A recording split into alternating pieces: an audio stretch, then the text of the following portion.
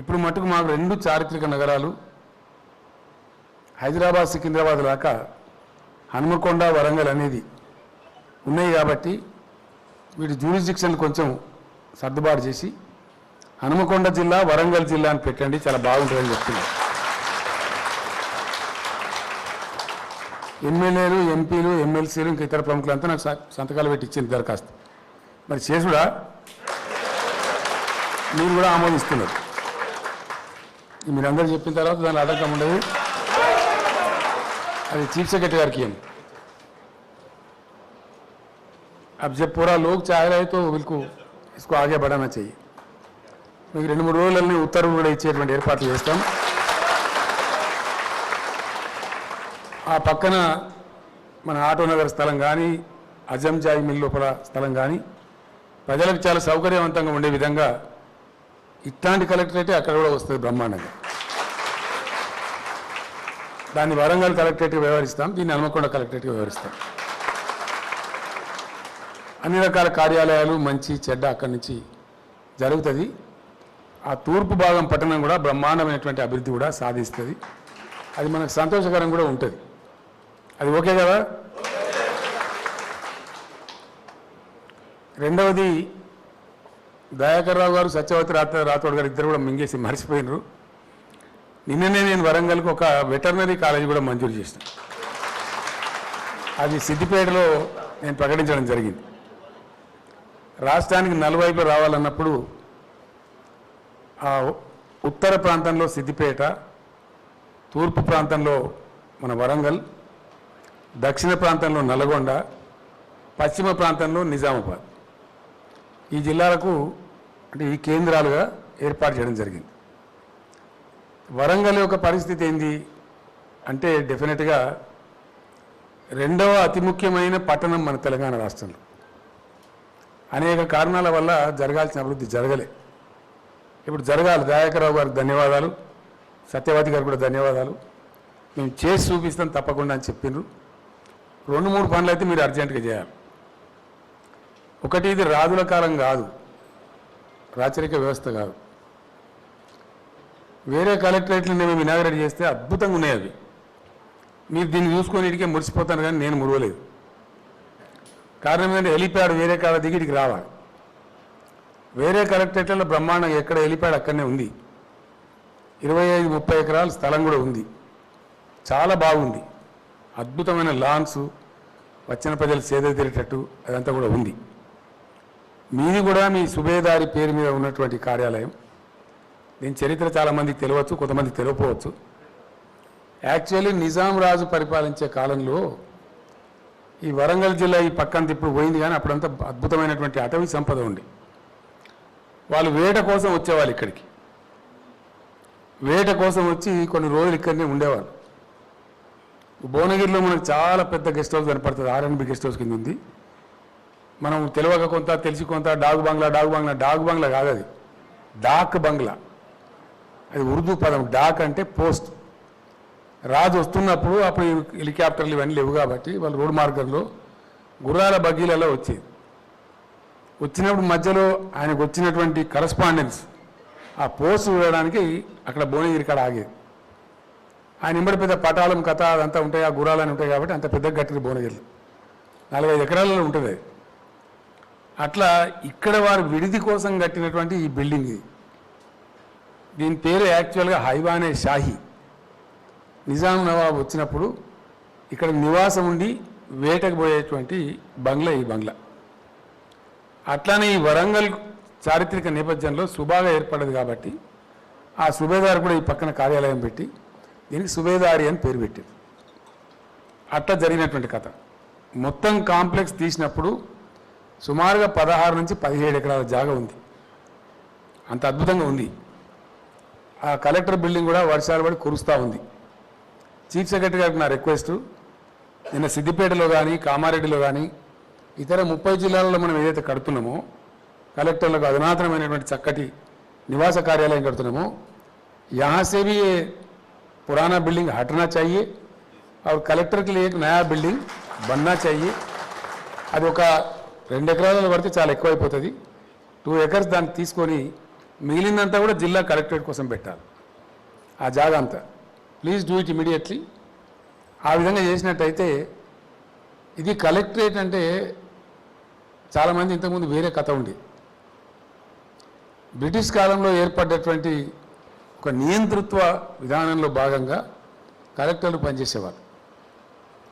నన్ను అడిగితే గ్యారంటీగా కలెక్టర్ పేరు కూడా మార్చాలి అసలు.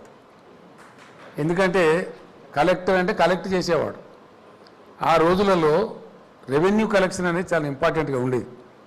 భూమి శిస్తు చాలా ఇంపార్టెంట్ ఆదాయ వనరుగా ఉండేది ప్రభుత్వానికి. ఆ సిస్టమ్ భూమి శిస్తు వసూలను అనుసరించుకొని గ్రామంలో పటేల్ పట్వారీ వ్యవస్థ కూడా వచ్చింది. జిల్లా కలెక్టరు ఆయన కింద కార్ఖాన పోయి కింద వెళ్ళా ఆ వ్యవస్థ ఉండేది. అది పరమ దుర్మార్గమైన వ్యవస్థ అని చెప్పి దాన్ని తీసేసారు. దాని తర్వాత పరిణామ క్రమంలో విఆర్ఓ అని వచ్చింది. ఇక వాళ్ళు ఎట్లా ఉండరో నేను చెప్పే అవసరం లేదు. వాళ్ళని మనం కూడా ఈ మధ్య తీసేసాం. ఇప్పుడు కొద్దిగా ప్రజలు ఫ్రీ అయినరు. ధరణి పోర్టల్ వచ్చింది. ఎవరికి సులోటు కొట్టేయలేదు, ఎవరికి దండం పెట్టేది, బటన్ కొడితే కనబడుతుంది అంత చరిత్ర. అంతకుముందు పానీ నగలు తీసుకోవాలంటేనే ఇక పడరాని పాటలు. ఆ పాటలు ఏంటి మీకు తెలుసు, నేను చెప్పా. ఇక పొద్దాక వాళ్ళని తెచ్చినట్టు కూడా అయితే మంచిది కాదు. కాబట్టి ధరణి బాగానే ఉందా? చప్పుడు వస్తలేదు. అది అట్లే ఉండన్నా బంద్ చేద్దామా? కొనసాగాలి. ఎక్కడ పోయినా నేను అడుగుతా ఉన్నా ఏం అభిప్రాయం వస్తుందని చెప్పి.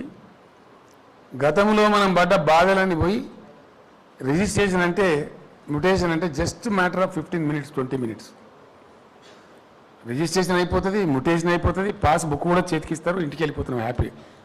అంత బాగా ఆ సిస్టమ్ వచ్చింది. సుమారు దగ్గర 6 లక్షల రిజిస్ట్రేషన్లు ఇప్పటికి జరుగుతూ ఉన్నాయి. నిన్న మొన్నటికే మేము హైదరాబాద్ ఉన్నప్పటికీ లెక్క 5.5 lakhs దాటిపోయింది. నిన్న ఈ 2 రోజుల లెక్క లేదు. దగ్గర 6 లక్షల రిజిస్ట్రేషన్లు ఇప్పుడు నేను చెప్పిన పద్ధతిలో ఎటువంటి అడావులు లేకుండా, ఇబ్బంది లేకుండా చాలా ఫ్లోలో చక్కగా జరుగుతూ ఉన్నాయి. ఇట్లా జరగాల, ఇంకా చాలా జరగాల్సిన అక్కర్నది ముందు. అట్లా జరిగినప్పుడు ఏంటంటే మధ్యలో ఈ తాబేదారులు, పైరవకారులు వీళ్ళంతా ఉండరు. ప్రజలకు మంచిగా పారదర్శకంగా చక్కగా నీట్గా పరిపాలన అందుతుంది. ఆ సంస్కరణలు మున్సిపాలిటీలో కూడా రావాల్సిన అక్కర ఉన్నది, ఇంకా కొన్ని చోట్ల రావాల్సిన అక్కర ఉన్నది. ఆ పారదర్శకత పెరగాల్సిన అక్కర ఉన్నది. అవన్నీ కూడా మేము ఆలోచిస్తూ ఉన్నాం. ఆ ప్రకారంగా వాటిని కూడా తెచ్చుకుందాం. రెండవది, వరంగల్ డెఫినెట్గా చక్కటి పరిశ్రమల కేంద్రం కావాలి. అదేవిధంగా గొప్ప విద్యా కేంద్రం కావాలి, చాలా గొప్ప విద్యా కేంద్రం కావాలి, చాలా గొప్ప వైద్య కేంద్రం కూడా కావాలి. ఈ తూర్పు మొత్తం తెలంగాణకు ఇది ఒక హెడ్ క్వార్టర్ కావాలి.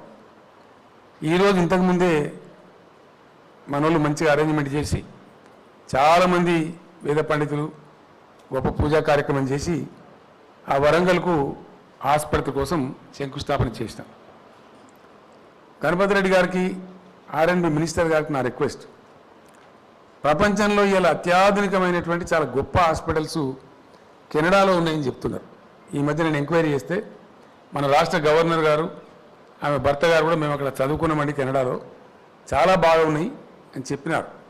మీరు దయచేసి సత్వరం, ఈ కరోనా గడబడిలో కొంత పోయింది కాబట్టి వైద్యశాఖ కార్యదర్శి గారు, డైరెక్టర్ మెడికల్ ఎడ్యుకేషన్ గారు, వైద్యశాఖ వైస్ ఛాన్సలర్ గారు, ఆర్ఎండ్బి మినిస్టర్ గారు, అట్లానే ఈఎన్సి ఆర్ఎండ్బి గారు, మీరు మాత్రం పోకుండా ఒక ఎంపీని, ఒక 2 ఎమ్మెల్యేలను, ఒక 2 ఎమ్మెల్సీలను కూడా తీసుకొని మీరు తక్షణం కెనడా దేశం విజిట్ చేస్తారండి.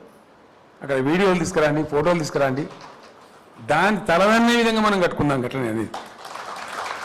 దానికంటే కూడా ఇంకా గొప్ప ఉండేటట్టు మనం కట్టుకుందాం. ఈ కట్టడం కూడా ఎట్లా రావాలని నేను కోరుతున్నా మీతోని. నాకేమో ఇంజనీరింగ్ అది రాదు.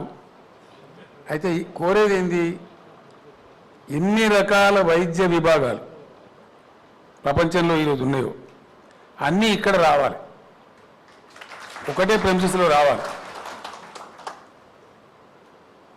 మనకేమి ఓ 2 పనులు చేసుకోవాలి మనం. ఒకటి, మహిళలు ప్రసవిస్తేనే మనందరం పుట్టినాం, అంతే కదా.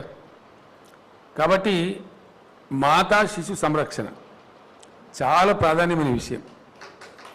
ఆ టైం చాలా క్రూషియల్ టైం.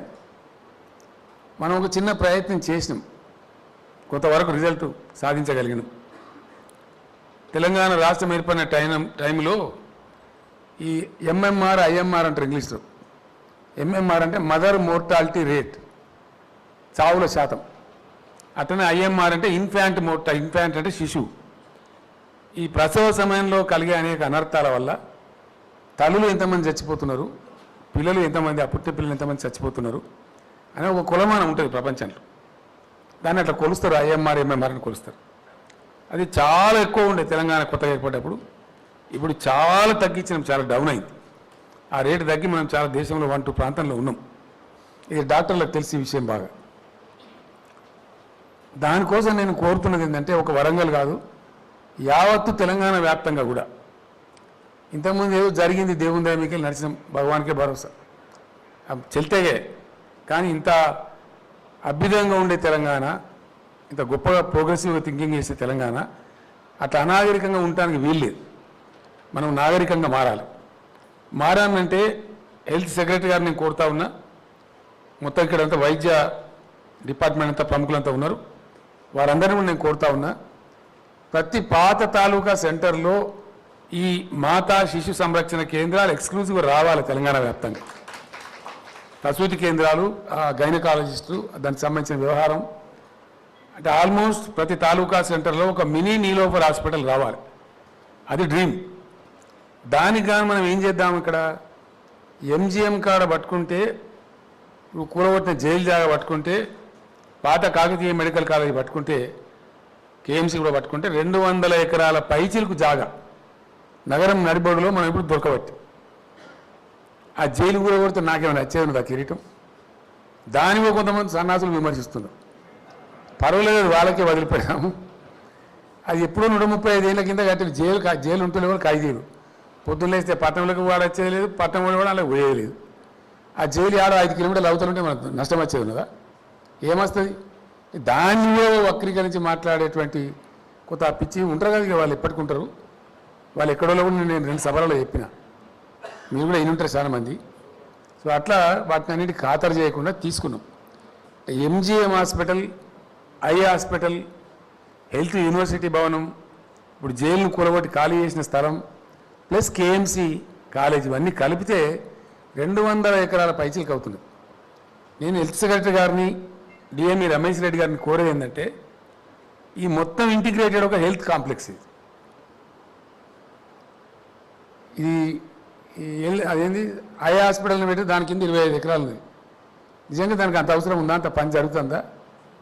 అంతమంది పేషెంట్లు వస్తారా? ఉండని రీజనల్ ఐ కేంద్రం ఉంది, ఉండాలి, గొప్పగా ఉండాలి. ఇంకా మోడర్న్ బిల్డింగ్ కట్టండి, ఇంకా గొప్పగా చేయండి దాన్ని. ఈ మొత్తం లోపల వైద్య సంబంధమైనటువంటి అన్ని విభాగాలు, అన్ని శాఖలు అద్భుతంగా రావాలి. హైదరాబాద్లో ఉన్నోడు ఈర్షపడేటట్టు రావాలి. అది పంచాయతీ అని చెప్పింది. ఎక్కడ తయారు కావాలి? కన్ను బీమారు ఆడికెప్పవాలి, పన్ను బీమారు ఆడికెప్పవాలి, అంతే కదా. వరంగల్లో డెంటల్ కాలేజ్ ఉన్నదండి. నేను ఈరోజే శాంక్షన్ చేస్తా ఉన్నా డెంటల్ కాలేజీ కూడా. దానిలో డెంటల్ కాలేజీ పెట్టండి, డెంటల్ హాస్పిటల్ కూడా పెట్టండి. ఎవరైనా పన్ను నొప్పి ఉన్నాడు కూడా పట్టణం దాకా రావాలి, దీన్నే ఉండాలి. అది కూడా గొప్పగా రావాలి. హైదరాబాద్ కూడా ఇక్కడికి వచ్చే పరిస్థితి రావాలి, ఈ ప్రాంతం కాకుండా. దాని మీద నేను ఏమంటున్నా, ఇది గొప్ప విద్యా కేంద్రం కావాలని నేను అంటున్నా. అంటే వైద్య విభాగంలో ఉండేటువంటి అన్ని రకాల సేవలు ఇక్కడ అందుబాటులోకి రావాలి, చాలా గొప్పగా రావాలి. విద్యా సంబంధమైన విషయాలు కూడా రావాలి. దానికోసం ఎవడేమనుకున్నా సరే నన్ను తిట్టినా మంచిదని హెల్త్ యూనివర్సిటీ తీసుకొచ్చి వరంగల్ని పెట్టాను. కారణం ఏంది, ఇక్కడ పెరగాలి. హైదరాబాద్లో పురుగులు వాడినట్టే వాడతారు జనం అక్కడ. అది అడ్డగోలు పెరిగిపోయింది, అంత అవుట్ ఆఫ్ కంట్రోల్ అయిపోయింది. ఏది వచ్చినా హైదరాబాద్, వైనాట్ వరంగల్, ఇక్కడ ఏం తక్కువ ఉన్నది. ఇక అద్భుతమైన రైల్వే జంక్షన్ అది, అద్భుతమైన బైపాస్ రోడ్ వచ్చింది, అద్భుతమైన 4 లైన్ హైవేస్ వచ్చినాయి. త్వరలోపలనే మామూలు ఎయిర్పోర్ట్ కూడా రాబోతా ఉంది. ఇక హైదరాబాద్ కానీ ఏం తక్కువ ఉన్నట్టు. మునుపు మంచినీళ్ళ గోస ఉండి, ఇప్పుడు భగీరథ పుణ్యమని అది కూడా పోయింది, అంతే కదా. ఉన్నదా గోసగా వరంగల్లో? పక్క మాటేనా? బయట పోయి ఆడుతుంది సుమా, జనం మాటనే కదా ఇది. వరంగల్లో మంచినీళ్ళ గోస లేదు, గ్రేట్. అది కూడా పోయింది పంచాయతీ పోయింది. కాబట్టి మనకి ఏం తక్కువ ఉన్నట్టుడా, అన్నీ ఉన్నాయి. కాబట్టి అన్ని రకాలుగా ఇది అభివృద్ధి చెందాలి, పెట్టుబడులు ఆకర్షించాలి, ఐటీ విస్తరణ జరగాలి, అన్ని రంగాల్లో జరగాలి. Excellent health facility. నేను కొత్తగా ముఖ్యమంత్రి అయినాక డాక్టర్ సోదరులందరినీ పిలిచి మాట్లాడినా. ఆదిలాబాదులో, ఆసిఫాబాదులో, మన జిల్లా ఈ వరంగల్ జిల్లా పాత ములుగులో, మహబూబాద్ లాంటి ప్రాంతాల్లో ఎక్కడైతే రిమోట్ ఏరియాలో గిరిజన సోదరులు ఉన్నారో, ఆ పాత ఖమ్మం, సరే ఆంధ్రలో కొంత గుంజుకున్నారు, కొంత మిగిలి ఉన్నది. ఆ పాత ఖమ్మం జిల్లాలో ఉన్నటువంటి ఆ కోయగూడాలలో, అశ్వరావుపేట కావచ్చు, మన మిగతా కాన్స్టిట్యున్సీలనే అక్కడ. మరి అక్కడ ఎవరు పనిచేయని మీరు పోకపోతే, చీఫ్ సెక్రటరీకి సూదిచ్చురు రాదు, చీఫ్ మినిస్టర్కు రాదు, మంత్రికి రాదు, కలెక్టర్కు రాదు. ఎవరికి వస్తుంది? ఒక నీకే వస్తుంది. నువ్వు ప్రత్యేకించి ఆ శాస్త్రం చదువుకున్నావు కాబట్టి, ప్రభుత్వం కూడా నీ మీద లక్షల కొద్ది ఖర్చు పెట్టి చదివించింది కాబట్టి, మరి నేను ఆదిలాబాద్ పోను, మహబూబాద్ పోను, నేను ములుగు పోను, మరి ఎవరు పోవాలా? ఒక ఐఏఎస్ అధికారో, ఒక ఐపీఎస్ అధికారో చేసే పని కాదు, అది మీరే చేయాలి. వాళ్ళు ఒకటే మాట చెప్పారు, సార్ మేము పోవటానికి సిద్ధంగానే ఉన్నాం కానీ మా భార్యలు వస్తలేరు సార్. ఎందుకు? వాళ్ళకేం భయమే, ఎందుకు వస్తలేరంటే మాకు పిల్లలు ఉండరు కదా సార్, ఆడ చదివిద్దామంటే స్కూల్ లేదు, అక్కడ దవాఖాన లేదు, మేము పనిచేసే దవాఖాన చక్కగా ఉండదు. ఇక దానివల్ల వాళ్ళు రామంటున్నారు. ఇది ప్రాబ్లం ఉంది. అప్పుడు నేను అప్పుడున్న చీఫ్ సెక్రటరీ రాజీవ్ శర్మ గారికి చెప్పాను, ఆ పిహెచ్సి లేచి వాడు ఉండేది లేచి సచ్చే నిబంధన పెడతారు, నువ్వు అన్నీ ఉండాలి, నేను ఉండడు సావడు, పక్క పెద్ద టౌన్లలో వండుకుంటూ వాళ్ళు అక్కడ పోయి పనిచేసేటట్టు పెట్టుండ్రా, ఎందుకు ఇది ఆ కానూను పెట్టుడేందుకు, అది అమలు కాకపోయేందుకు దరిద్రము అని చెప్పినాం. వరంగల్ లాంటి పట్టణంలో గొప్ప ఫెసిలిటీస్ ఉన్నాయంటే, ఇక హెల్త్ కానీ ఇంకోటి కానీ అన్నీ ఉన్నాయంటే, హైదరాబాద్లో ఉండే మాల్స్ గీల్స్ అని కొన్ని మాల్స్ అయితే రానే వచ్చినా కూడా బహుశా వచ్చినాయి కదా, మాల్స్ వచ్చినాయా? వచ్చినాయి, ఇంకా వస్తాయి. కాబట్టి అవన్నీ రావాలంటే అన్ని రకాల వసతులు వరంగల్లో ఉన్నాయిరా, మేము హైదరాబాద్ కంటే నయం ఉన్నది అనే పద్ధతి వస్తే అప్పుడు ఈ పట్టణం అన్ని విధాల పరిగెత్తుంది. దానికోసం ప్రయత్నాలు చేస్తున్నాం. నిన్ననే మీకు వెటర్నరీ కాలేజ్ వచ్చింది, ఎందుకో మీరు అదృష్టం మంచిగా డెంటల్ కాలేజ్ కూడా వచ్చేసింది, డెంటల్ హాస్పిటల్ కూడా అద్భుతంగా వస్తుంది, కంటి దవాఖాన కూడా చాలా గొప్పగా ఉంటుంది. ఆ రకంగా గొప్ప హెల్త్ సెంటర్గా ఈ 200 acres కాంప్లెక్స్ని మీరు తీర్చిదిద్దాలి. మీరు ముఖాలు చూసి మాట్లాడదు, ఎవడో ఏదో చెప్తాడు, అడిగితే ఓ సలహాలు చెప్తాను, చాలా మంది తయారవుతారు, మనకి తోక తెలియదు, తొండేం తెలియదు. ఏది సబబుకు ఉంది, ఏది ఎక్కడ పెట్టాలి, ప్రజలకు ఎట్లా ఉండాలి, ఆ పట్ల రావాలి. రెండవ పాయింట్, ఈ హాస్పిటల్ ఏదైతే ఉందో ఇది టాలెస్ట్ టవర్ ఆఫ్ వరంగల్ కాబోతుంది డెఫినెట్గా. ఇక్కడ ఎవరికి అబ్జెక్షన్ లేదు, తెలుసుకుని నేను ఎయిర్ ఫోర్స్ వాళ్ళ వీళ్ళకి మాట్లాడితే కూడా దానికి కావాల్సిన నిబంధన ఏంటి అంటే, ముందర 100 feet పైచిలకు రోడ్డు ఉండాలి సార్ అని చెప్పింది. ఉంటే ఎన్ని అంతస్తులని కట్టుకోవచ్చు, పర్మిషన్ ఇస్తారు. నా లెక్క అయితే నేను 33 అంతస్తులు కట్టాలి అంటున్నా. అద్భుతమైన బిల్డింగ్ కట్టడమే కాకుండా మన గవర్నర్ గారు చెప్పారు నాకు, కెనడా దేశంలో వాళ్ళు ఎట్లా పెట్టుకున్నారంటే, వాళ్ళకి ఎయిర్ అంబులెన్స్ ఉంది, హెలికాప్టర్లో అంబులెన్స్ ఉంది, పేషెంట్కి ఎక్కడైనా అయితే అర్జెంట్ పోతారు, లిఫ్ట్ చేస్తారు, తీసుకొస్తారు అనమాట, కాపాడతారు, ప్రాణం కాపాడారు. తెచ్చి ఏం చేసిన వాళ్ళు హాస్పిటల్ టాప్ మీద బిల్డింగ్ మీద హెలిప్యాడ్ పెట్టుకున్నారు.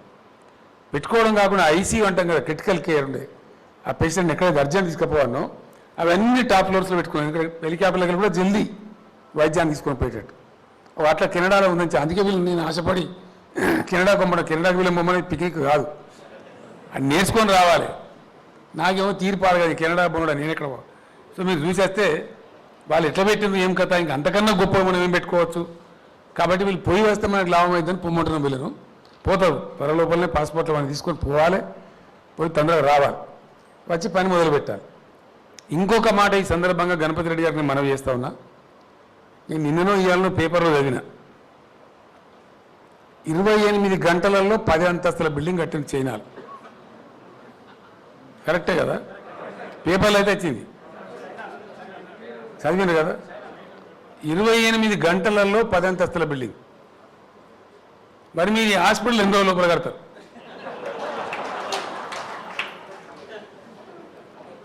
నేను మీకు దయచేసి చెప్తున్నా, మీరు ఆ పాత భూమి దులిపేయాలి. అంత అవసరం అనుకుంటే శ్రీనగర్ పట్టుకరండి, 10 రూపాయలు ఖర్చు అయినా మంచిది. వాడు కట్టినోడు కూడా అంత గొప్పోడైతే వాడిని పట్టుకరండి. ఎవడైతే వెళ్ళే మళ్ళీ ఎవరు కడితే మనకి పని జల్దీ కావాలి, అంతే కదా. కాబట్టి పటిష్టంగా మంచిగా బందోబస్తుగా పని మంచిగా కావాలి, కావాల్సింది అది. అట్లా అవసరం అనుకుంటే తీసుకొస్తారా అది కూడా విచారం చేయండి. మంత్రి గారు మీరు కూడా ఇంజనీరే, మీరు ఇంజనీరు, మీకు బాగా అనుభవం ఉంది కాబట్టి క్విక్కెస్ట్ పాసిబుల్ టైం దేవుని దయవల్ల నేను చల్లగా బతుకుంటే కరెక్ట్గా సంవత్సరంన్నర నాటికి మళ్ళీ నాతో కొబ్బరికాయ కొట్టించి ఇనాగ్రేషన్ చేయించాను. 1.5 years ఈజ్ ద టార్గెట్. మీరు ఏం చేస్తారో, మోకాలం దొరుకుతారా, ఎట్టారో ఇక తిప్పల వాడాలి, మీరు తప్పది. Done done. పబ్లిక్ ముందర చెప్తున్నారు సుమా, వరంగల్ వీళ్ళు సామాన్యమైన కాదు. మంచి 1.5 years రావాలని మనం కలగంటున్నాం. ఎట్లా ఉండాలి? మా డాక్టర్ రమేష్ రెడ్డి గారికి నా విజ్ఞప్తి, బిల్డింగ్ గొప్పగా రావాలి. బిల్డింగ్ ఒకటి ఉన్నట్టే కనపడుతుంది కాంప్లెక్స్లో, కానీ విభాగాలు ఏ విభాగం పట్టినో ఆ విభాగానికి పోవాలి, ఫ్లో అట్లుండాలి, టర్న్అవుట్. అంకాలజీ సెపరేటే, ఎంట్రన్స్ సపరేటు, దాని లాబీ సపరేటు, దాని లిఫ్ట్ సపరేటు, కాబట్టి అట్లా ఉండాలి. Then nephrology, then cardiology, then neurology, ఇంకేమేమి జీలు ఉంటాయో మాకు తెలియదు, అయితే తెలిసిన కాడ చెప్తాను. అంటే గుండె జబ్బు కావచ్చు, నరాల జబ్బు కావచ్చు, ఇంకేదైనా జబ్బు కావచ్చు. ఈ మధ్యలో వీళ్ళు పుట్టించే పేపర్ కూడా మరి టీవీ కూడా ఎవడు పుట్టిస్తుండే, కానీ ఒకడు బ్లాక్ ఫంగస్ అని, ఇంకోటి ఎల్లో ఫంగస్ అని పెట్టి, ఇంకోటి వైట్ ఫంగస్ అని. ఈ ఫంగస్ పాడుగాను ఆ చెప్పి సాగకూడదు, ఆ ఫంగస్ ఉన్నదో సచ్చిందో కానీ చదివి నీ జనం చెప్తాను, అంతే కదా. ఈ టీవీలో కూడా వాళ్ళకి పాపం అయితే గ్యారెంటీ కలుగుతుందని చెప్తాను. వాళ్ళ నిత్యా మంచిదే, ఏమన్నా మంచిదే, కానీ ఇది సైకలాజికల్ ప్రాబ్లం. మనుషుల యొక్క సుపీరియర్ థింకింగ్ను ఇన్ఫీరియర్ చేస్తే కలిగే నష్టాల మీద కానీ పెద్ద బుక్కే రాసి నేను చదివిన బుక్. ఓ రాజుగారు కథ రాసింది. దాంట్లో ఏమైంది, ఓ రాజ్యంలో వెనకడ గత్తారు అందరు కదా, కలరా మహమ్మారి బాగా వచ్చింది, దాని పాడుగా అనేకమైన మంది చచ్చిపోతారు. ఏం చేద్దాం రా అని చాలా ప్రయత్నాలు చేసిరు పాపం. ఆ రాజు వైద్యులు తిప్పలవాడు ప్రజలను జాగొట్టుకోరు కదా ఎవడైనా కూడా, మహా కష్టాలు పడరు కానీ కమ్మి అయితే లేదు. మరి ఎట్లా? అక్కడ కూడా చాలా దాని వ్యతిరేకమైన మాంత్రికుడు ఉన్నాడు సార్, వాడిని తీసుకొస్తే గ్యారంటీ తరిమేస్తారంటే ఇక వాని పోయి బతిలాడి బామాడు మనం దొరకచ్చు. అయితే వాడు వస్తాడు, ఆ రాజ్యం పొలి మీద దాకా వచ్చి వస్తాడు. వీడు వచ్చేదానికి దానికి భయం మహమ్మారికి. వీడు ఎంటర్ అవుతుండు, అది అటుపోతుంది. ఎదురు పడ్డారు ఇద్దరు. అడిగిన అనవసరంగా 500 మందిని చంపుతుందని పాడుగాను. అంటే అన్నా నేను ఇమాందారుగా చెప్తున్నా, నేను చంపింది 50 మందినే, 450 మంది దగ్గరికి చచ్చిపోయి పిచ్చోళ్ళు.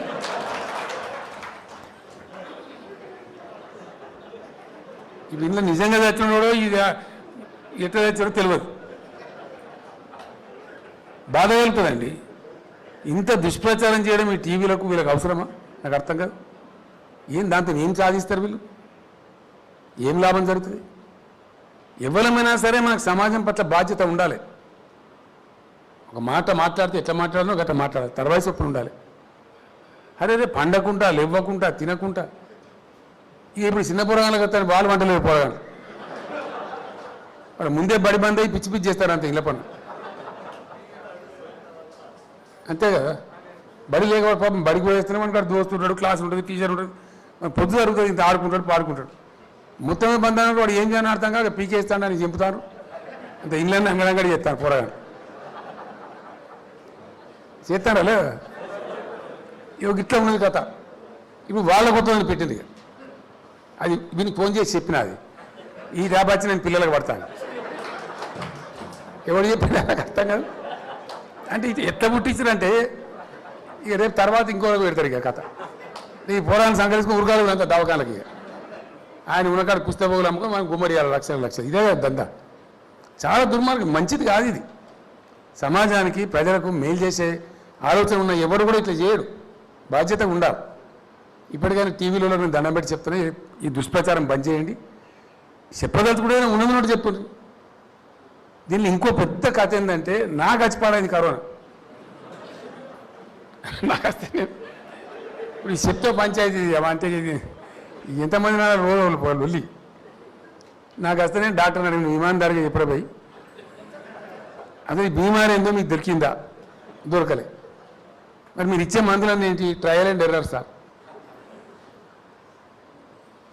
మన చీఫ్ జస్టిస్ రమణ గారు వచ్చారుగా మొన్న వాళ్ళ చుట్టానికి పోనికి వస్తే పాపం ఆయన చెప్పినాడు పెద్దమని చెప్పిండు కదా అని భయానికి వానికి ఇయ్య కూడా ఇంజక్షన్లు ఇచ్చారు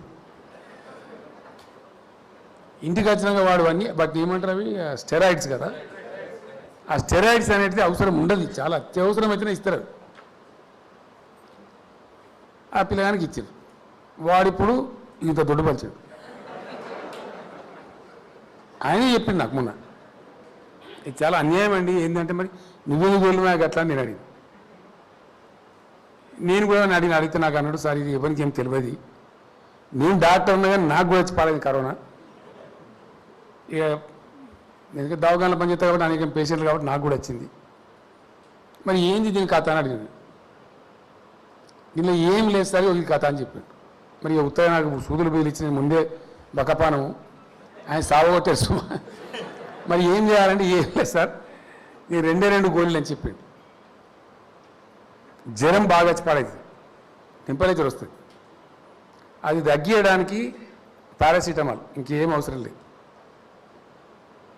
దాన్ని ఏమంటారు కదా దాని పేరు డోలో ఈ డోలో గోలు ఒకటి జ్వరం వచ్చింది దాన్ని బట్టి రోజు 2 మాటలు వేసుకోవాలన్నా 1 పార వేసుకోవాలన్నా డాక్టర్ చెప్తాను నీకు దాని ప్రకారం అది వేసుకోవాలి టెంపరేచర్ డౌన్ చేస్తుంది గ్యారెంటీ రెండవది ఏంటంటే ఏదైనా ఒక యాంటీబయాటిక్ వేసుకోవాలి సార్ మీకు ఇంతకుముందు మీ శరీరానికి ఏదైతే కొంచెం మంచిగా పడుతుందో అది వేసుకుంటూ సరిపోతుందని చెప్పి ఆ 2 గోళ్ళే వేసుకున్నాను నేను ఇంకా వేరే గోలు వేసుకోలేదు ఇంకొకటి చెప్పించింది కానీ నేను వేసుకోలేదు వారానికి ఒకసారి వేసుకోవాలి డి విటమిన్ ఇచ్చాడు నాకు వారం లోపలనే ఎంత తగ్గింది వారం నిండే వరకల్లా నాకు మళ్ళీ స్మెల్ వచ్చింది జ్వరం తక్కువ అయిపోయింది మంచిగా అయిపోయినా ఇక తర్వాత జర గట్టిగా తినమని చెప్పి తిరుడు పెడితే అయితే మంచిగా అయిపోయి కథ దీనికి ఎన్ని కథలా గిన్ని ప్రచారాలా గింత అదరగొట్టుడా ఇంత భయోత్పాతం సృష్టించుడా సమాజం లోపల ఏమక్కరా ఈ పనికి మాలిన సెన్సేషన్ ఎవరికి ఉపయోగం దయచేసి మీడియా వాళ్ళు నేను ఒక బాధ్యత గల ముఖ్యమంత్రిగా ఈ దేశంలో నేను చెప్తా ఉన్నాను మీకు ఇంకేమైనా సెన్సేషన్ చేసుకోండి కానీ ప్రజల బతుకులతో ప్రజల జీవితాలతో ఆడుకునే ఈ పిచ్చి సెన్సేషన్లు హెల్త్ విషయంలో బంద్ చేయాలి ఇప్పుడు మీడియా మిత్రులు గమనించాలి ప్రజలు సపోర్ట్ కొడుతున్నారు ఈ మాట చెప్తే ఇది తగ్గి వాస్తవం ఉంటే చెప్పండి ప్రజలు తీసుకోవాల్సిన జాగ్రత్తలు చెప్పండి మీరు ఆ దిక్కుమాలిన వార్తలు చెప్పే బదులు మాస్క్ పెట్టుకోమని చెప్పారు ఇంకోటి చెప్పండి కానీ అనవసరంగా లేని ఒక ఉత్పాతం కొంతమంది టీవీ చూసి చచ్చిపోయింది నాకు ప్రైమ్ మినిస్టర్ చెప్పిండు ప్రధానమంత్రి చెప్పిండు అతను స్వయంగా ఏమైపోయింది ఢిల్లీలో బాగా విజృంభించి పడింది బొంబాయి సిటీలో బాగా విజృంభించి దబ్బని నాకు వస్తే రాలే కరోనా నాకు వస్తుందో ఏమో అని వాడు 2 గ్యాస్ సిలిండర్ ఆక్సిజన్ సిలిండర్లు కొని ఇట్లా పెట్టుకున్నాడు అసలు అక్కడి నుండి దొరుకుతలేదు पूरे ब्लॉक कर दिए भाई देश भर में అన్నాక మున్సిపల్ కమిషనర్ ముంబై చాలా గొప్పవాడు ఆయన దాన్ని ఆడిటింగ్ పెట్టి తీసి మొత్తం దాచిని బయటికి తీసి ఇచ్చి చాలామంది రోగులను కాపాడగలిగారు అక్కడ అక్రములకు ఇచ్చి కాపాడు అంటే ఒక భయోత్పాతం క్రియేట్ చేస్తే దానివల్ల సంభవించే దుష్పరిణామం నాకు వస్తుందేమన్న భయానికి అక్కర లేకుండా 2 సిలిండర్లు కొన్నాడు ఇంట్లో పెట్టి బ్లాక్ చేసి పరిస్థితి అయిపోయి అన్ని ఇంజక్షన్లు కొని పెట్టుకున్నారు మందులు కొని పెట్టుకున్నారు మరి రాలే ఇది ఇట్లాంటి దుష్పరిణామాలు వస్తాయి కాబట్టి నేను హంబుల్గా మరొకసారి మీడియా వాళ్ళకు అప్పీల్ చేస్తా ఉన్నా ప్లీజ్ డోంట్ ప్రాపగేట్ అన్నెసెసరీ వాస్తవాలు ఉంటే చెప్పండి ఇంకొకటి కూడా నేను మన హెల్త్ డిపార్ట్మెంట్లో చెప్పాను నేను కూడా 50 ఏళ్ళ బట్టి ఈ రాజకీయాలను ఉన్నా ఏదో పని మీద ఏదో సందర్భంలో ఎన్ని దవాఖానలకు పోయినా నేను ఉస్మానియాకి పోయినా గాంధీకి పోయినా అంతకు లోగాలు వచ్చినప్పుడు పోయిన టీఆర్ఎస్ని అనవసరంగా చంపేస్తే ఎంజీఎం కూడా పోయినా అవన్నీ నేను పోయిన సందర్భంలో చూస్తాం కదా పరిస్థితి అక్కడ ఏముంది మంచి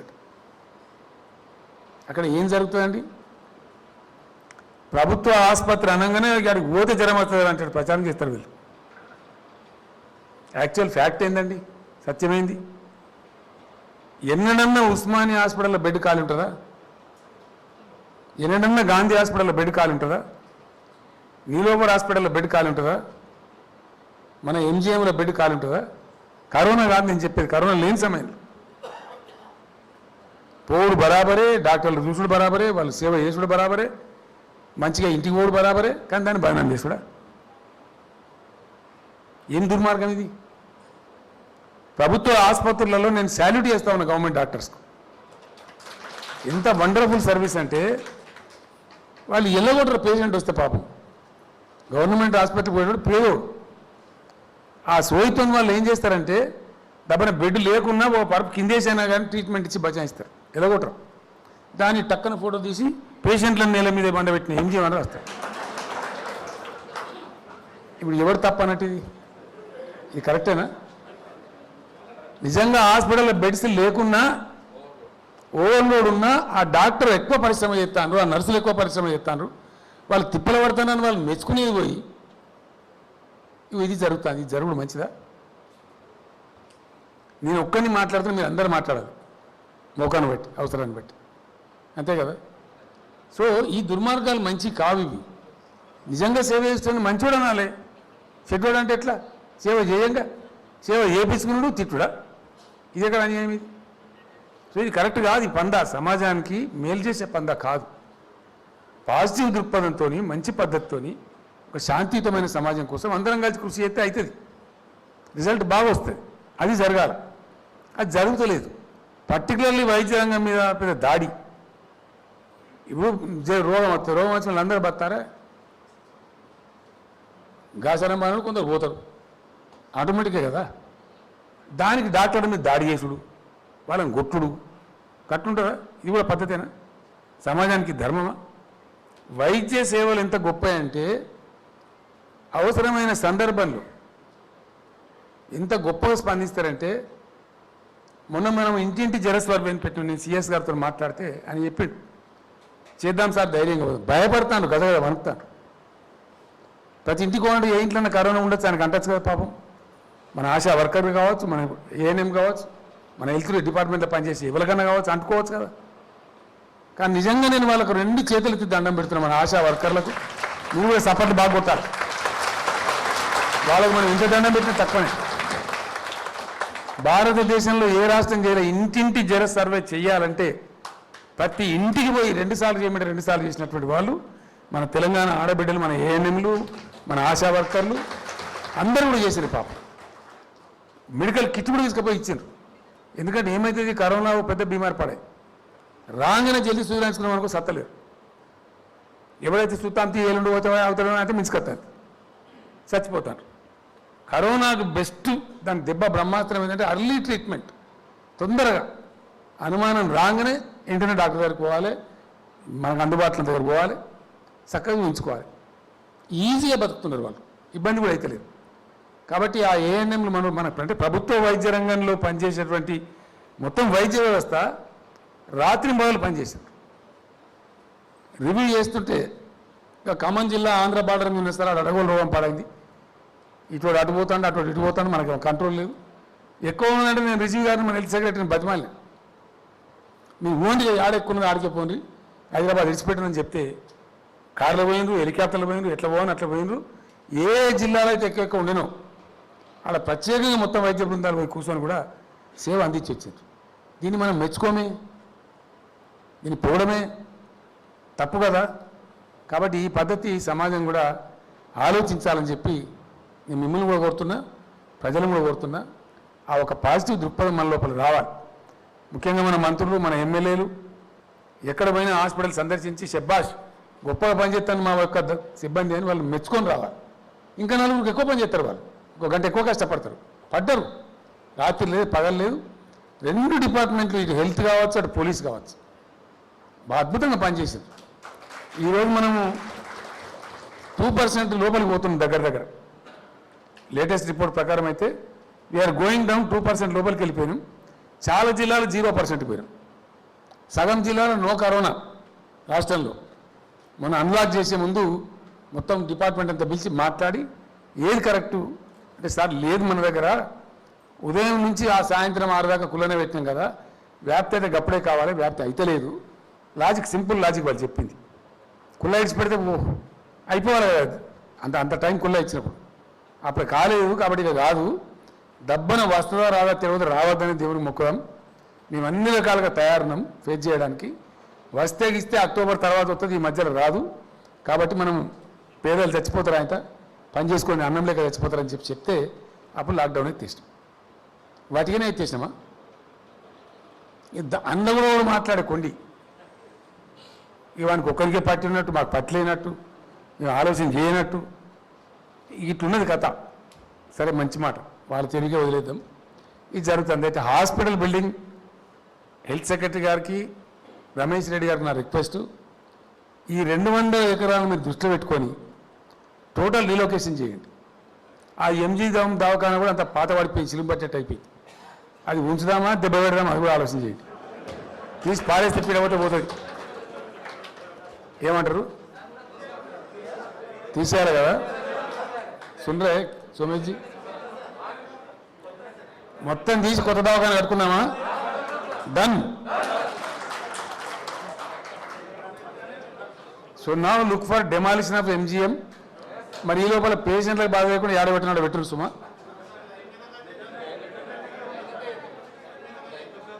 ఎస్, ప్లాన్ ఏం చేయండి అంటే మొత్తం కలిపి ఏం చేయొచ్చు అనేది. ఇప్పుడున్న ఎంజిఎం ఏం కావాలంటే ఎక్స్క్లూజివ్ మాతా శిశు సంరక్షణ కేంద్రం కావాలి.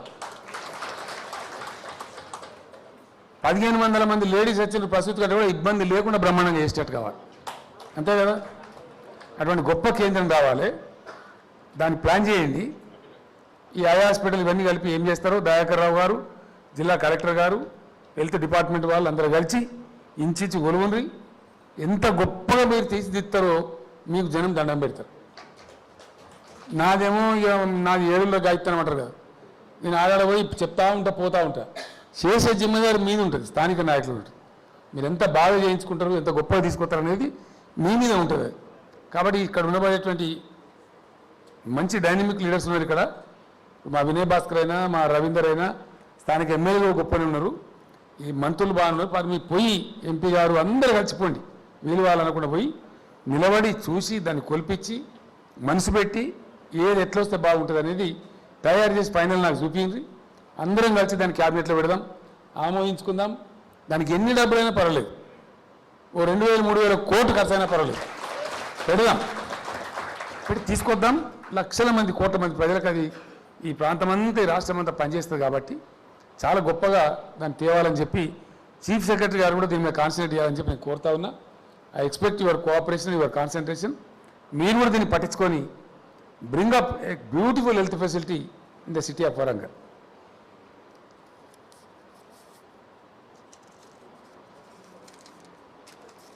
తర్వాత ఇంకో ప్రోగ్రాం ఉంది, ఇక్కడి నుంచి అనౌన్స్ చేద్దాం అనుకున్నాను నేను.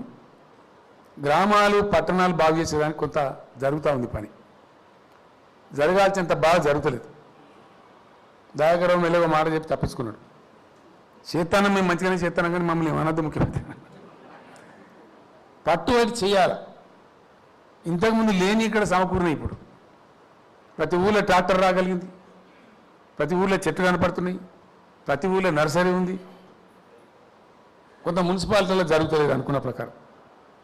ఏం చేయాలి, ఎట్లా చేయాలి? నేను నిన్న కూడా చెప్పిన ఉపన్యాసాలు ఈరోజు కూడా చెప్తున్నాను. రాజకీయాలలో ఒక అలవాటు అయిందండి, నేల విడిచి సాము చేయడం. పని ఒక కాడు ఉంటుంది, చేసుడు ఇంకో కాడు ఉంటుంది. అది కరెక్ట్ కాదు. ఒక రాష్ట్ర ప్రభుత్వానికి మొత్తం గ్రామాలు మొత్తం బ్రహ్మాండమైనటువంటి పచ్చదనంతో, పరిశుభ్రతతో, ప్రతి నీళ్ళు ఫ్రెష్గా మంచినీళ్ళతో, ఆరోగ్యం జబ్బులు రాకుండా ఉండే గ్రామాలు కానీ పట్టణాలు కానీ, అంతకు మించిన టార్గెట్ ఏముంటుందండి ప్రభుత్వానికి? అంతకు మించిన పని ఏముంటుంది? మీ ప్రజలందరూ ఎక్కడున్నారు? అయితే గ్రామాలలో ఉన్నారు, లేకపోతే పట్టణాలలో ఉన్నారు. ఇవి చాలా గొప్పగా ఉన్న తర్వాత ఇంకా మీరు సాధించదలుచుకునే నాకు అర్థం ఇంకేమంటే వేరే సంగతులు చూసుకోండి. దీన్ని మించిన పని లేదు. ఇప్పుడు జర్రంతా మనం దారి పెట్టినాం, కొంత దూరం వచ్చినాం. ప్రతి ఊళ్ళో నర్సరీ ఉంది, ప్రతి ఊళ్ళో చెత్త వేసేసే ట్రాక్టర్ ఉంది, ప్రతి ఊళ్ళో వైకుంఠ ధామాలు కడుతున్నాం. 98.6% అది. వైకుంఠ ధామం అంటే ఆశామాష ఎదుర్కొనే సబ్జెక్ట్ కాదండి. ఇంకా మనిషి చచ్చిపోతే మన దేశం పరిస్థితి ఏంది? గౌరవప్రదంగా వాళ్ళని సాగనంపుతాం. రెస్పెక్టబుల్ డిస్పోజల్ తీసుకుపోయి పారాయం కదా. ఎట్లా పెంట మీద వాడేస్తామా? పడేది. గౌరవప్రదంగా సాగనంపడం అనేది మన సాంప్రదాయం. జాగ ఉన్నాడు మన జాగలో పోయి కాలబెట్టుకుంటాం. మరి జాగ లేని పరిస్థితి అండి, ఏం చేయాలి? ఎక్కడికి పోవాలి? ఒకవేళ ఆ పరిస్థితి మనకే సంభవిస్తే ఇంట్లో సచ్చిన మంచి గురించి ఏడవాలన్నా, లేదా ఎక్కడ అంత్యక్రియలు చేయాలో తెలియక ఏడవాలన్నా? దేనికి ఏడవాలా? చాలా పెద్ద బాధ, కొద్దిగా డీప్గా పోతే అర్థమవుతుంది. ఆ మధ్యలో వచ్చింది కూడా ఎవడో పాపం గతి లేక 21 కిలోమీటర్లు తల్లి శవం పెట్టుకొని సైకిల్ మీద చూసినాం మన అందరం. మరి పెరుగులు తప్పడితే ఎట్లా? అటువంటి సంభవం మనకు రావద్దు కదా. రావద్దంటే మొత్తం పట్టుబట్టాలి. ప్రతి ఊర్లో, ప్రతి టౌన్లో ప్రజల అవసరాలకు అవసరమైనటువంటి అన్నింటినీ క్రియేట్ చేయాలి. ఆ పని జరుగుతుంది. 98.6% అయింది. ఇక కొత్త కావాల్సింది, అది పూర్తి కావాలి. దానికోసం ఇటువంటి కొరవ పనులు ఎవరైతే చేయని ఉన్నారో ఒక జడత గట్టిగా పట్టి వాళ్ళని చేయించడం కోసం మళ్ళా ఒకసారి మనం పల్లె ప్రగతి, పట్టణ ప్రగతి, హరితహారం కార్యక్రమం తీసుకోవాలి. చూసినా సపోర్ట్ కొడుతుంది. అది జరగాలని మన ఉద్దేశం ఉంది. కాబట్టి వచ్చే నెల జూలై 1 నుంచి జూలై 10 దాకా 10 రోజులు ముమ్మరంగా చిన్న అధికారి నుంచి చీఫ్ సెక్రటరీ దాకా, సర్పంచ్ నుంచి చీఫ్ మినిస్టర్ దాకా మనం ఏం పని చేయకుండా ఈ పల్లె ప్రగతి మీదనే పడదాం. బాగుంటుంది కదా? పల్లె ప్రగతి, పట్టణ ప్రగతి అండ్ హరితహారం 3 క్లబ్ చేసి పోదాం. ఆ రకంగా పెట్టుకుందాం. దీనికోసం ఈ నెల 26వ తేదీ నాడు మినిస్టర్లు, కలెక్టర్లు, జిల్లా పంచాయతీ అధికారులు, జిల్లా అడిషనల్ కలెక్టర్లు, జిల్లా డిఆర్డిఓ అధికారులు వీళ్ళతోని హైదరాబాద్లో సమావేశం కూడా పెట్టుకుందాం. ఆ రోజు మొత్తం ఎజెండా ఫైనల్ చేద్దాం, కావాల్సిన పరిస్థితి చేద్దాం. జూలై నెలకు స్థానిక సంస్థలకు ఇచ్చే ఫండ్స్ అని విడుదల చేద్దాం. చాలా పట్టుబట్టి ఈ కార్యక్రమాన్ని విజయవంతం చేద్దామని చెప్పి రాష్ట్ర ప్రజలకు నేను ఇక్కడి నుంచి తెలియజేస్తా ఉన్నా. అదేవిధంగా వీరయ్య గారిని ఇప్పుడు నేను పిలిచి మాట్లాడినా, డయాస్ మీదకి పిలిచి కూర్చోండి మాట్లాడినా. నేను జిల్లా శాసనసభ్యులకు, జిల్లా మంత్రులకు, జిల్లా ఇతర నాయకులకు, ఇరిగేషన్ అధికారులకు నా విజ్ఞప్తి, దేవాదుల ప్రాజెక్టు కంప్లీట్ అయింది. అంటే ఇంకా పూర్తి కాదు, ఇంకా కొంత కొరవ ఉంది. కానీ సమ్మక్క బ్యారేజ్ కంప్లీట్ అయింది. అక్కడ ఇంద్రావతి, ప్రాణహిత 2 నదుల నీళ్ళు వస్తాయి దానికి. ఇప్పుడు పోతూనే ఉంది నీళ్ళు అక్కడ. అందులో 7.5 టీఎంసీల నీళ్లు 365 రోజులు నిల్వ ఉంటాయి. మరి దాంట్లో మన కరువు ఎట్లుంటుంది? వరంగల్లో తెలంగాణ ఉద్యమంలో నేను చాలా పెట్టిన వెళ్ళి అనేక మీటింగ్లలో మాట్లాడింది ఏంటంటే, నాకు కోపం వచ్చి మాట్లాడుతుంది. గోదావరి నది ఒరుసుకుంటూ పారే జిల్లాలలో కరువు ఎట్లుంటుందా సన్నాసులారా అని అప్పుడు అడిగేది. మరి కరువు ఎట్లుంటుంది? ఉండద్దు కదా. వరంగల్ జిల్లాలో కరువు మాయం కావాలి. అప్పుడప్పుడు మా ఎమ్మెల్సీ రాజేశ్వర రెడ్డి గారు అదే ఊరు చెప్తారు, మా రాజయ్య గారు వేరే మండలం రావాలి సారు, ఇంకా ఈ ఊరికి రావాలి, సిలుకూరు మండలం ఇది చెప్తారు. నేను దయాకరావుతున్న కోసం నేను మంచోని కాను సుమా అంటే నాతో పెట్టుకోవద్దు. మరి ఈ ఊరు ఆ ఊరు కాదు. ఇప్పుడు స్మితా సబర్వాల్ గారు నా సెక్రటరీ గారు ఉన్నారు ఇక్కడనే. No village shall be left out. Devadula Warangal జిల్లాకే అంకితం. ఆ నీళ్ళ సుక్కను ఇంకా ఏ జిల్లాకి ఇచ్చే అవసరం లేదు. మల్లన్న సాగర్ నుంచి ఆలేరు, ఆ జనగామ కింద ఉన్న జనగామ పాత్ర మనది అనుకో, ఆలేరు బీలేరు ఉంటే తీసి దానికి అటాచ్ చేసేయండి. ఎంటైర్ దేవాలయం నుంచి సక్ చేసే ప్రతి డ్రాపు వరంగల్ జిల్లా కరువు ప్రాంతాలు, ఎత్తైన ప్రాంతాలు, అవి స్టేషన్ కాన్పూర్ నియోజకవర్గం ఉన్నాయా, వర్ధన్నపేట ఉన్నాయా, పలానా కడుగు నాకు సంబంధం లేదు. యాడ్ ఉంటే కాడ నీళ్ళు పోవాలి. అగమేఘాల మీద పనిచేయండి. 100 కోట్ల స్పెషల్ గ్రాంట్ కాబట్టి నేను ఇప్పిస్తా. ఆ పైప్ లైన్ ఏమన్నా ఏమేయన్నో వీరయ్య గారు మీరు మంచి అధికారి, మీ టీం అంతా రెడీ కాండి. మీరు తక్షణం ప్లాన్ చేసుకొని హైదరాబాద్ రండి, స్మిత గారితో కూర్చోండి. మీకు డబ్బులు ఎంతగానో రిలీజ్ చేపిస్తాం. నాకు నెలవారీ 8 రోజుల్లో పని కావాలి కదా ముచ్చటిగా. ఓకే కదా? ఈ దయాకరావు గారు నా పని అయిపోయింది. ఇప్పుడు రాజయ్య గారు, రాజేశ్వర రెడ్డి గారు మీరు వీళ్ళని పట్టుకోండి. చేసేదాకా ఇవ్వకుండా వీళ్ళని తిననీయకుండా పండనీయకుండా ఏ ఊరు లేదు, ఆ ఊరు లేదు, ఈ ఊరు లేదు, ఏ మండలం లేదు, ఈ మండలం లేదు. వర్ధనపేట ఎమ్మెల్యే గారు రమేష్ గారు ఉన్నారా, ఆ వారి కూడా కానియమని ఉంటే మీ ఏరియాలు కూడా ఆ సంఘం అంటే సంఘం ఏది ఉంటే కాదు. ఇక ఆ దేవాదుల నీళ్ళు అంటే బయటికి పోవద్దు, అవసరం లేదు. అక్కడ మరణ సార్ వచ్చింది మీకు సజీవ జలధారాలుగా మారాలి. నిన్ను వస్తుంటే ఇవాళ కూడా వస్తుంటే చాలా ఆనందం కలుగుతుంది. ఒకప్పుడు చూసిన తెలంగాణకు, ఇవాళ చూస్తున్న తెలంగాణకు. ఆయన చచ్చిపోయిన నా దురదృష్టం. జయశంకర్ గారు ఇవాళ పోయి పార్టీలైన దండ కూడా వేసిన నేను. ఆయన చాలా గొప్పోడు. అట్లాంటి వాళ్ళు చాలా తక్కువ ఉంటారు మనుషులు ప్రపంచంలో. చివరి దశలో ఆయనతో కలిసి నేను ఆయన ఇద్దరం కలిసి ఒక 7-8 సంవత్సరాలు పనిచేసిన. ఎంత చాలా ట్రెమెండస్ మనిషి అంటే చాలా గొప్ప అంటే గొప్ప మనిషి. ఒక నిమిషం చెప్తాం, ఆయన జయంతి ఉంది కాబట్టి, వర్ధంతి ఉంది కాబట్టి. నేను 2 విషయాలు అడిగినాను. 69లో ఉద్యమం ఫెయిల్ అయింది కదా, ఏం చేసిందో అని అడిగి. ఏం చేయాలి అప్పటికి పెద్ద పెద్ద నాయకులంతా పోయిండ్రు, మేము మిగిలినాం కొంతమందిని. అక్కడక్కడ సభలు పెడదాము, బడ్జెట్ రాగానే లెక్కలు రాసి పెడదాము, తెలంగాణకి ఏమీ అన్యాయం జరుగుతుందని. అట్లా ప్రయత్నం ఉంది. మీరు మీటింగ్లోకి పోతే మరి ఎంతమంది వస్తారో అని అడిగాను. ఇక 15 మంది, 20 మంది, 30 మంది, 40 మంది గంతే వస్తారు. మరి ఆ 10-15 మందితో ఏం చేస్తాం అనుకున్నారు, ఎట్లా వస్తాం అనుకున్నారు తెలంగాణ? ఆయన ఒకటే మాట అన్నాడు, సావన్ బతుకని సత్యదాకా తెలంగాణకు ఉండాలని అనుకున్నా, ఆయన కాంప్రమైజ్ కాదలుచుకోలే. ఎన్నటికన్నా నియాసంతో కూడా వస్తారని నా ఆశ ఉండే మాకు. వచ్చే వరకు ఆ తాలూకాకు ఒక 5-10 మంది రెడీ ఉంటే, జై తెలంగాణ అంటూ ఉంటే మళ్ళీ అది స్టార్ట్ అయిపోతున్న ఉద్దేశంతో దాన్ని సజీవంగా ఉంచాలని చెప్పి మేము ప్రయత్నం చేసినామని చెప్పి. 2 విషయాలు. అయోధ్య కాళేశ్వరరావు అని చెప్పి ఒక ఆంధ్ర నాయకుడు, అప్పుడు వెనకడ స్పీకర్ ఉండే ఆయన, జయశంకర్ సార్ ఇక్కడ మర్కజీ స్కూల్లో చదువుకునే టైంలో ఆయన వచ్చి అడ్డం పొడుగు మాట్లాడితే రాళ్ళనుకొని కొట్టిరు. లాఠీ చార్జ్ అయింది, జయశంకర్ దెబ్బలు తిన్నాడు దాంట్లో.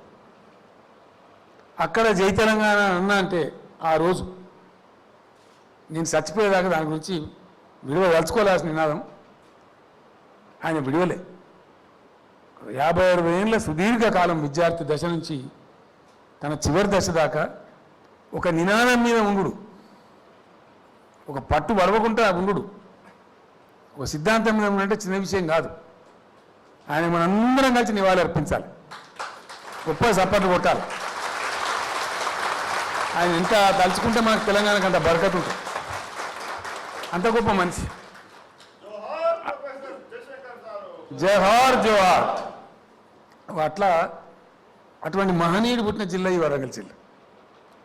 చాలా తపన పడింది. నేను అక్కడ కామారెడ్డిలో అతను చెప్పిన నేను మిషన్ కాకతీయ చాలామందికి తెలంగాణ వచ్చినాక పెట్టామనుకుంటారు. సారీ, తెలంగాణ రాష్ట్రం ఏర్పడే తరుణంలో 4 నెలల ముందు ప్రకాష్ కూడా తెలుసు, ఈ ప్రకాష్ తెలుసు బాగా.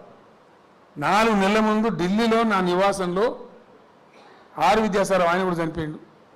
ఆయన నేను జయశంకర్ తెలంగాణ వచ్చేటట్టు వస్తే యాడికెళ్ళి పని మొదలు కావాలి, ఎక్కడి నుంచి స్టార్ట్ కావాలి అంటే ఆ కాకతీయ రాజులు పుణ్యం కట్టుకొని చెరువులు తవ్విండ్రు, కానీ మొత్తం చెడిపోయింది. అక్కడి నుంచే మనం మొదలు పెట్టాలి తెలంగాణ పునర్నిర్మాణం అని చెప్పి ఆ రాజుల పేరు పెడితే మనకు బరకత్ ఉంటుందని దాని పేరు మిషన్ కాకతీయ అని పెట్టి, తెలంగాణ రావడానికి 4 మాసాల ముందు ఆ పేరు ఖరారైంది. అట్లా చేసినాం. ఆయన ధన్యుడు. సరే, ఆయన చనిపోయింది పాపం. ఆ 2 రోజులు బట్టి ఆయన తెలంగాణ వచ్చినాక వస్తే తృప్తిగా వస్తుండే. నేను కూడా బాగా ఏడ్చిన ఆ రోజు, అందరం బాధపడ్డాం. అయినా ధన్యజీవి, ఆయన కళ నెరవేరింది. ఆయన ఏదైతే కోరిండో అది జరిగింది. అదే ప్రకారంగా మిషన్ కాకతీయ కూడా చేసుకున్నాం. అదే ప్రకారంగా వృత్తి పని వాళ్ళని కూడా కాపాడుకుంటూ పోతున్నాం. ఎవరో ఒక్కరు బాగుపడితే మంచిది కాదు, అందరూ బాగుపడాలి. యాదవ సోదరులకు గొర్రెల పంపిణీ చేసినాం. 7.5 లక్షల దరఖాస్తులు వచ్చినాయి. దాంట్లో దాదాపు 3,75,000 మంది దాకా ఇచ్చినాం.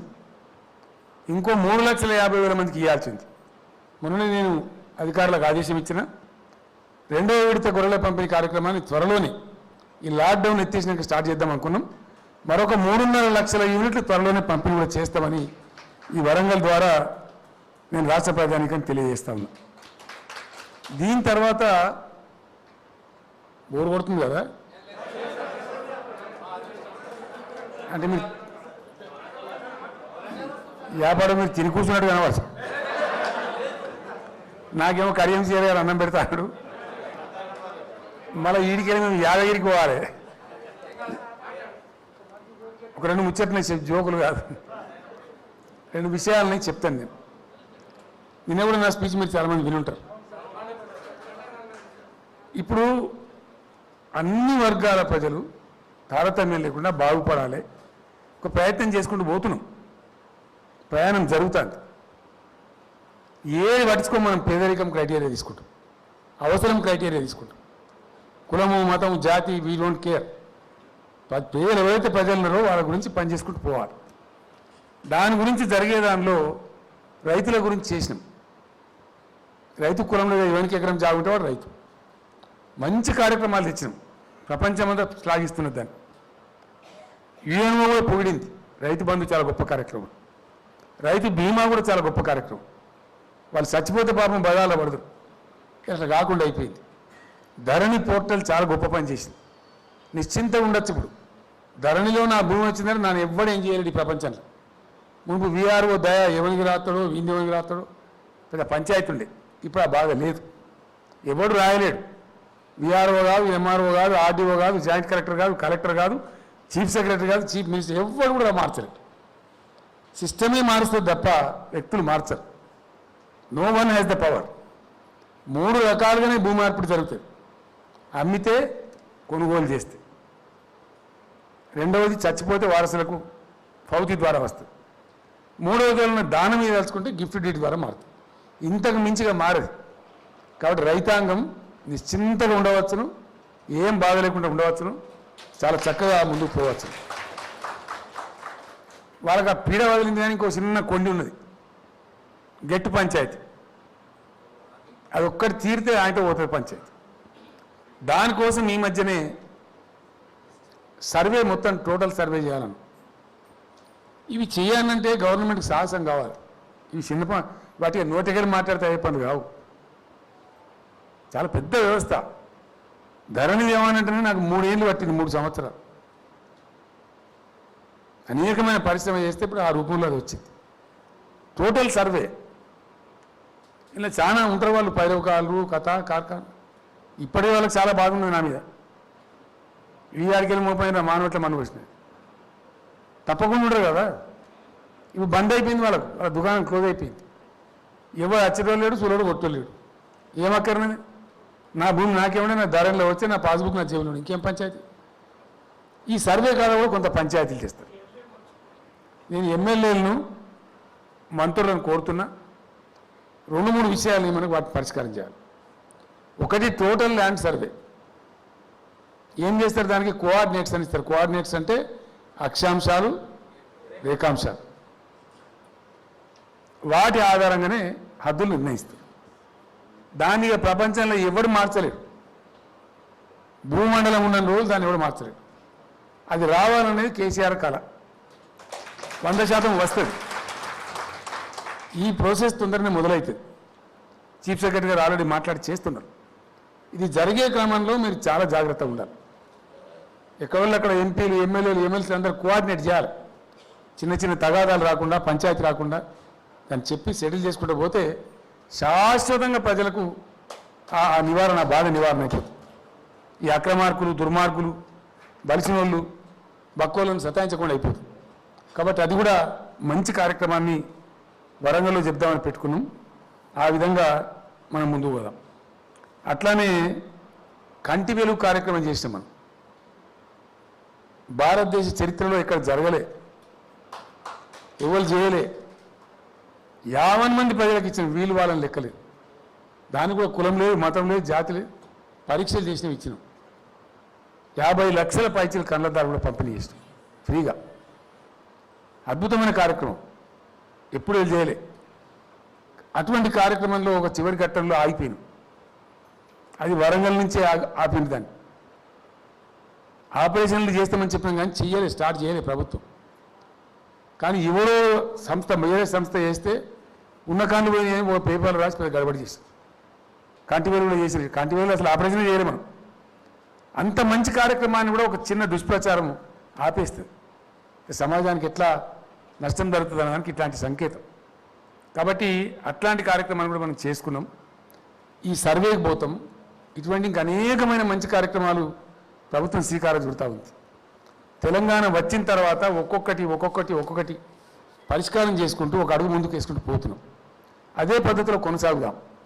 వరంగల్ చాలా చైతన్యమైన జిల్లా, ఉద్యమాల జిల్లా, అవగాహన ఎక్కువ ఉన్న జిల్లా, విద్యా సంపన్నం ఉన్నటువంటి జిల్లా, ఉద్యమంలో కూడా గొప్పగా ఉజ్వలంగా పనిచేసినటువంటి చరిత్ర ఉన్న జిల్లా. ఇక్కడ సభ పెడితే 10 లక్షల మంది 15 లక్షల మందితో సభలు మహాగర్జనలు జరిగినటువంటి జిల్లా. కాబట్టి మీకు పుష్కలమైనటువంటి అనుభవం, ఆ కమిట్మెంట్ అన్నీ కూడా ఉన్నాయి. దయచేసి నేను మీతో ప్రార్థించేది, కొన్ని శాశ్వతంగా పోయిన ఈ సమస్యలు ఇంకా పోవాల్సిన వాటిని చేసుకుంటూ మనం ముందుకు పోవాలి. త్వరలో మీ ముందుకు చాలా కార్యక్రమాలు వస్తాయి. రజక సోదరులకు అధునాతనమైన దోపిఘాట్లు వస్తాయి. నాయి బ్రాహ్మణ సోదరులకు మోడర్న్ సెలూన్స్ వస్తాయి. ఇది కొంతమందికి తెలియదు, చెప్తే బాధ. రజక సోదరులు అంటే వాళ్ళు చేసే పని వాళ్ళు చేయలేదు అనుకుందాం. మనం ఇట్లా శుభ్రంగా బట్టలతో వస్తాం, హైడికి గబ్బులు వేసిపోతాం, అంతే కదా. నాయి బ్రాహ్మణ సోదరులు వాళ్ళ పని అనుకుంటే వాళ్ళ పని కాదు, సామాజిక సేవ అది. నాయి బ్రాహ్మణ సోదరులు మనం జుట్టు కట్టలేదు అనుకో, ఎట్లుంటే మనం గుడ్డేలు తయారవుతాం. కరెక్టా కాదా? అప్పుడప్పుడు మహాత్మా గాంధీ గారి ఆత్మకథలు రాసిండు ఆయన. ఆడు ఉన్నప్పుడు వాడు కటింగ్ చేయాలంటే ఆయనే కటింగ్ చేసుకోకపోతే అంత ఆగమాగం అయిపోయి ఇబ్బంది అయింది. మహాత్మా గాంధీ అంతలోనికే చెప్పలేదు బాధ. సో అట్లా అది సామాజిక బాధ్యత. మొత్తం సమాజం యొక్క పని వాళ్ళు చేసేది. దాన్ని అర్థం చేసుకొని ఆ కార్యక్రమం కూడా మంచిగా జరిగేటట్టు చేస్తే మనం పరిశుభ్రంగా ఉంటాం, గుడిలో రాకుండా ఉంటాం, జుట్టు మంచిగా సంస్కారంగా తెచ్చుకుంటాం, మంచిగా జరుగుతుంది. అటువంటి గొప్ప కార్యక్రమాలు కూడా విస్తృత స్థాయిలో మీ ముందు రాబోతాయి. వీటి తర్వాత మన మనసులో ఉండే ఒక బాధ, తెలంగాణ సమాజంలో మన దళిత జాతి కొద్దిగా పేదరికంలో ఉంది, బాధలో ఉంది. ఒక తెలంగాణలో లేదు, భారతదేశం మొత్తం ఉంది. కన్యాకుమారి టు కాశ్మీర్, ఏ రాష్ట్రంలో ఏ గ్రామంలో పోయినా మీ ఊళ్ళో ఎవరో పేదలంటే దళితులు అని చెప్తారు. ఎందుకు ఉండాలి దుస్థితి? సరే, కొన్ని కారణాల వల్ల ఉన్నది. ఇంతకుముందు పరిపాలన చేసిన మహానుభావులు వాళ్ళకి మొక్కాలి, వాళ్ళ పుణ్యమనే ఉన్నది. జరిగేది ఉండే ఇప్పటికే కొంత, జరగాల్సినంత జరగలే, ఇంకా జరగాల్సింది. అయితే అందులో భాగంగా మనం కొన్ని కార్యక్రమాలు చేస్తూ ఉన్నాం. ఎవరు ఇయ్యనటువంటి సదుపాయాలు కల్పించినాం. రెసిడెన్షియల్ పాఠశాలలు పెట్టినాం. నేను ఛాలెంజ్ చెప్తున్నా, ఈరోజు తెలంగాణలో డాక్టర్ అంబేద్కర్ గారి పేరు పెట్టి విదేశీ విద్య దళిత విద్యార్థులకు 20 లక్షల రూపాయలు ఇచ్చే ఒకటే ఒక రాష్ట్రం ఇండియాలో తెలంగాణ. జ్యోతిబా పూలే పేరు పెట్టి బీసీ విద్యార్థులకు స్కాలర్షిప్ ఇచ్చే ఒకే ఒక రాష్ట్రం ఇండియాలో తెలంగాణ. ఏ రాష్ట్రంలో ఇయర్ 20 లక్షలు. విదేశానికి పోతాం, చదువుకుంటామంటే తీయపుల మాట్లాడతారు కానీ ఇయర్, కానీ వీఆర్ గివింగ్. అది సరిపడతలేదు, ఇంకా మంచి పనులు జరగాలి. రెసిడెన్షియల్ పాఠశాలలు పెట్టినాం, విదేశీ విద్య కూడా పిల్లలను ప్రోత్సహిస్తున్నాం, ఇంకా కూడా జరగాలి. దానికోసం ఒక ప్రత్యేకమైన కార్యక్రమం తీసుకుందామని నా పేరు పెట్టి సీఎం దళిత్ ఎంపవర్మెంట్ ప్రోగ్రామ్ అని పెట్టినాం, CMD. ఒక 1000 కోట్లు కేటాయించినాం. ఆ కార్యక్రమాలకు ఇప్పుడు రూపకల్పన జరుగుతుంది. ఈ కరోనా పీడపోయిన తర్వాత బయలుదేరామని అనుకున్నాం. ఆ కార్యక్రమాలు కూడా మీ ముందుకు రాబోతాయి. మీ వరంగల్ జిల్లా దయచేసి దానిలో మీరు ఫస్ట్లో ఉండాలని చెప్పి నేను కోరుతా ఉన్నాను. రెండవ విషయం, గిరిజన సోదరులకు సంబంధించి వాళ్ళ పోడు భూముల సమస్య. దానిలో నుంచి చాలా బాధలు జరుగుతున్నాయి, చాలా షికాయతులు వస్తున్నాయి. కొంతమంది న్యాయంగా ఉన్న వాళ్ళని కూడా కొంత కొట్టి వాళ్ళని బాధ పెట్టి అవి కూడా బాధలు అవుతున్నాయి. దాన్ని కూడా మనం పరిష్కారం చెయ్యాలి. ఇప్పుడు ఇలా మాట్లాడుతున్నారు కదా సిపాయిలు చాలామంది వాళ్ళు చేస్తుంటే మరి సమస్య ఎందుకు ఉన్నదంటే నేను క్వశ్చన్ అడుగుతున్నా. ఎందుకు మీరు ఇచ్చినవన్నీ? ఈ దళితులను దరిద్రంలో ఎందుకు ఉంచారు? పోడు భూముల సమస్య ఎందుకు పెండింగ్ పెట్టిండ్రు? ఏంది ఇదంతా? మాట్లాడడానికి మస్తే మాట్లాడచ్చు, దాని లెక్కున్నది. నన్ను మాట్లాడమంటే నేను రేపు గీయాలి చెప్పగలుగుతా, దాని లెక్కున్నదా? చెయ్యలే, వాళ్ళు వదిలేసారు. అవన్నీ మనం నెత్తిన పడ్డాయి. మనం భయపడద్దు, ఖచ్చితంగా చేసుకుంటూ పోవాలి. పోడు భూముల వ్యవహారాన్ని కూడా నేను పరిష్కారం చేస్తాను. ఆల్రెడీ నల్గొండ జిల్లా కలెక్టర్ నేను ఆదేశం ఇచ్చినాను. నాగార్జున సాగర్ నియోజకవర్గం నుంచి ప్రారంభిస్తానని చెప్పిన దాని రాబోయే 15-20 రోజులలో నాగార్జున సాగర్ మొత్తం పోయి అక్కడ పోడు భూముల సమస్య పరిష్కారం చేసి అందులో ఏమేమి ఇష్యూలు ఉత్పన్నమైతే అవగాహన చేసుకొని మొత్తం రాష్ట్రం అంతా కూడా ఏ విధంగా చేయాలనో చీఫ్ సెక్రటరీ గారు కూడా ఆల్రెడీ చెప్పినాం. క్యాబినెట్లో కూడా చర్చ చేసినాం. ఆ ప్రకారంగా ఏ జిల్లా మంత్రులు, ఎమ్మెల్యేలు, ఎంపీలు అందరూ కూడా ఎక్కడో అక్కడ ఇంట్రెస్ట్ తీసుకొని ఆ సమస్యను కూడా మనం శాశ్వతంగా పరిష్కారం చేసుకోవాలి. ఆ ఇబ్బందులు మన గిరిజన బిడ్డలకు రాకుండా చూసుకోవాలి. దానికోసం కూడా ప్రభుత్వం కార్యక్రమాన్ని త్వరలోపలనే ప్రారంభిస్తామని మనం చేస్తా ఉన్నాం. సో ఇవాళ శుభ సందర్భం, కలెక్టరేటు ప్రారంభించుకున్నాం, సంతోషం. జాగా ఇక్కడ సెంటర్ టౌన్లో కట్టింది కాబట్టి ఇతర అట్లా లేదు. అందువల్ల ఈ పాత ఈ ఏదైతే కలెక్టర్ గారి రెసిడెన్షియల్ కాంప్లెక్స్ ఉందో 2 కాంప్లెక్స్లు ఒకటి చేయండి. కలెక్టర్ గారికి మంచి డీసెంట్ మోడర్న్ బిల్డింగ్ కట్టండి. ఇంకా ఎవరైనా దంబూరు కట్టమంటే కూడా కట్టండి, నాకు అభ్యంతరం లేదు. జాయింట్ కలెక్టర్కు ఇంకెవరు కట్టండి జిల్లా అధికారులకు. కానీ కలెక్టరేట్ ఖచ్చితంగా 10-14 ఎకరాలలో ఉండాలి. కలెక్టరేట్ తన సొంత హెలిప్యాడ్ కూడా ఇక్కడ కలిగి ఉండాలి. ఆ ఏర్పాటు చేయాలని చెప్పి నేను చీఫ్ సెక్రటరీ గారిని, జిల్లా మంత్రి గారిని అందరినీ కూడా కోరుతా ఉన్నా. ఆ విధంగా మనందరం ముందుకు పోదాం, ఇంకా తెలంగాణ అభివృద్ధి చేసుకుందాం. మీ దీవెన, మీ సహకారం ఎల్లవేళలా ఉండాలని కోరుతూ నేను విరమిస్తా ఉన్నా. నమస్కారం. జై తెలంగాణ.